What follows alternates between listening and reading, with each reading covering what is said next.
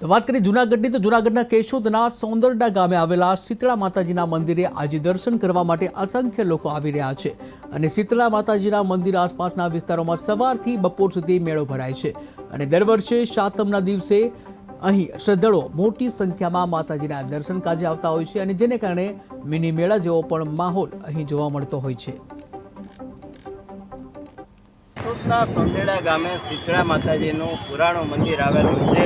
કેશોદના આખોદર અને સોંદેડા ખાતે આજે શીતળા મંદિરે લોકોની ભારે ભીડ જોવા મળી રહી છે।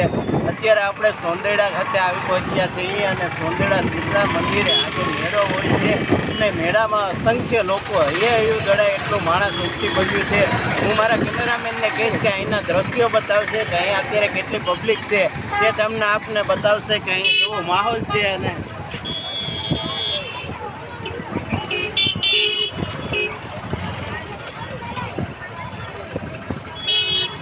હાલમાં અહીંયા હળવું દળે એટલી પબ્લિક આવી પહોંચી છે અને મેળા જેવું વાતાવરણ જોવા મળી રહ્યું છે ને અસંખ્ય લોકો અહીંયા માણસો દર્શને માતાજીને આવી રહ્યા છે।